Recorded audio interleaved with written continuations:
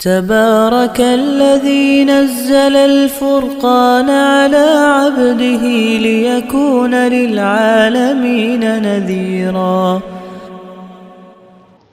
جی وعلیکم السلام ورحمۃ اللہ وبرکاتہ۔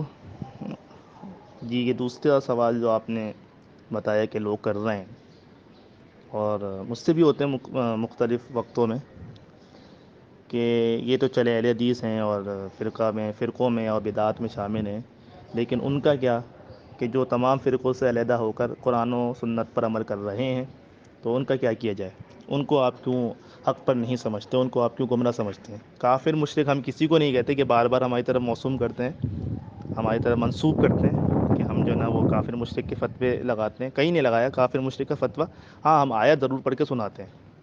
فرقہ واریت کو اللہ نے کفر کہا ہے تو ہم بھی کفر کہیں گے، فرقہ واریت کو اللہ نے شرک کہا ہے تو ہم بھی شرک کہیں گے، فرقہ واریت کو اللہ نے عذاب کہا ہے، قرآن نے عذاب کہا ہے تو ہم بھی عذاب کہیں گے۔ یہ ممکن نہیں ہے کہ فرقہ واریت کو اللہ کفر کہے اور ہم جو اس کو توحید کہیں، یہ ممکن نہیں کہ فرقہ واریت کو اللہ شرک کہے اور ہم جو ہے نا اس کو ایمان کہیں، یہ ہمارے لیے ممکن نہیں ہے۔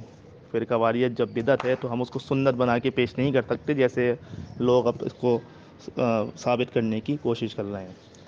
تو رہا وہ شخص یہ جو انفرادی طور پر جو ہے وہ تمام فرقوں سے علیحدہ ہو گیا ہے اور بقول ان کے وہ قرآن و سنت پر عمل کر رہا ہے، تو کون سے قرآن پہ عمل کر رہا ہے وہ؟ جب قرآن کا حکم ہے وَاعْتَصِمُوا بِحَبْلِ اللَّهِ جَمِيعًا، تو اس آیت کا انکار تو اس نے خود کر دیا۔ اللہ کی رسی کو کیسے تھامنا ہے؟ اکیلے تھوڑی تھامنا ہے، اس نے اجتماعیت کی صورت میں مل کے تھامنا ہے نا۔ اگر وہ یہ اس کے پاس یہ تو قرآن کی آیت ہے، اس کے پاس اس کے حدیث موجود ہے تلزموا جماعۃ المسلمین و امامہم، تو یہ حکم رسول کی نافرمانی تو وہ خود کر رہا ہے۔ تو گویا کہ نہ وہ قرآن پہ عمل کر رہا ہے نہ وہ سنت پہ عمل کر رہا ہے۔ سنت اور قرآن تو یہ کہتا ہے کہ اجتماعیت کی صورت میں رہنا ہے، اور ایسے شخص کے لیے کہ جو تمام فرقوں سے علیحدگی اختیار کیا ہوا ہے اور قرآن و حدیث پہ ان کے بقول عمل کر رہا ہے، اسلام ایک اجتماعی نظام ہے۔ آپ مجھے بتائیں کہ وہ تمام فرقوں سے جو شخص علیحدہ ہے، اس سے میرا سوال ہے کہ وہ پھر جمعے کہاں ادا کرے گا؟ وہ تو انفرادی ہو گیا نا، الگ ہے وہ۔ اس کی جمعوں کی ادائیگی کہاں ہوگی؟ اس کی عیدین کی ادائیگی کہاں ہوگی؟ اس کی زکوٰۃ کہاں ادا ہوگی؟ اس کا صدقۃ الفطر کہاں ادا ہوگا؟ وہ حج کیسے جا کے ادا کرے گا؟ وہ اس کی اولاد جو ہیں ان کا نکاح کہاں پہ ہوگا؟ رشتے کہاں پہ کرے گا وہ مر جائے گا، اس کا جنازہ کون ادا کرے گا؟ وہ تو انفرادیہ ہے نا، وہ انفرادیت میں نا گویا کہ اس نے تمام فرقوں کو باطل سمجھا، گمراہ سمجھا اور ان سے علیحدہ ہو گیا، اور علیحدہ ہو کر مسلم ہو کے وہ قرآن و حدیث پر عمل کرنے کا کوشش کر رہا ہے۔ تو یہ جو اجتماعی نظام ہے، نمازوں کا، جمعوں کا، عیدین کا، زکوٰۃ کا، زکوٰۃ الفطر کا، حج کا، مرنے کے بعد جنازوں کا، رشتوں کو نبھانے کا، رشتے کرنے کا، تو یہ سب کچھ اس پہ عمل کیسا ہوگا؟ اگر وہ کہے کہ میں تمام فرقوں سے علیحدہ بھی ہوں اور فرقوں کے پیچھے وہ جمعے بھی ادا کرے، فرقوں کے ساتھ عیدین بھی ادا کرے، فرقوں میں زکوٰۃ بھی دے، ان کو زکوٰۃ الفطر بھی دے، تو یہ کون سی علیحدگی ہے؟ اللہ نے جب فرما دی ان الذین فرقوا دینہم وکانوا شیعا لست منہم فی شیء، جن لوگوں نے ٹکڑے کر دیے دین کے، گروہ گروہ ہو گئے، رسول آپ کا تعلق ہی نہیں ہے ان سے، دینی تعلق تو اللہ نے رسول کو ختم کر دیا۔ تو آپ کا یہ کون سا تعلق ہے، کون سی علیحدگی ہے کہ آپ تمام چیزیں ان کے ساتھ بھی گئے اور کہ میں تمام فرقوں سے علیحدہ بھی ہوں؟ تو یہ تو آپ کا دوہرا معیار ہے۔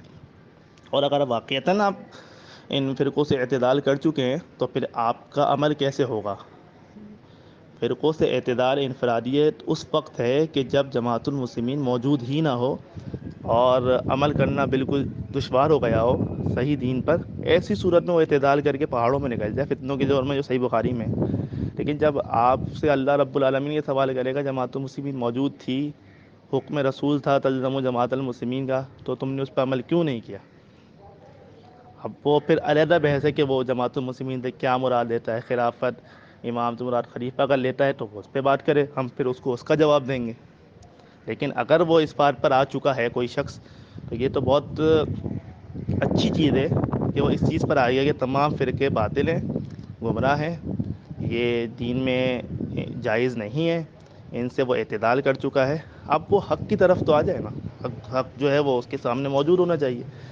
وہ یہ بہت بڑا دھوکہ ہے کہ وہ یہ سمجھتا ہے یا اس کو یہ بتایا جا رہا ہے یا وہ خود سمجھ رہا ہے کہ وہ تمام فرقوں سے اعتدال کر کے قرآن و سنت پر عمل کر رہا ہے۔ نہیں، نہ وہ قرآن پہ عمل کر رہا ہے نہ وہ سنت پہ عمل کر رہا ہے۔ قرآن نے وَاعْتَصِمُوا بِحَبْلِ اللَّهِ جَمِيعًا کا حکم دیا ہے، ان اقیم الدین کا حکم دیا ہے، اس پہ وہ عمل پیرا نہیں ہے، پھر جو تمام تر سنتیں ہیں عیدین کی، جمعوں کی، جیسے میں نے آپ کو بتایا، وہ ان پہ عمل کر ہی نہیں سکتا انفرادیت میں، تو وہ اپنے آپ کو دھوکہ دے رہا ہے، یا اس کو اس طرح سے سمجھا دیا گیا ہے کہ وہ اس کو سمجھ نہیں پا رہا اس چیز کو.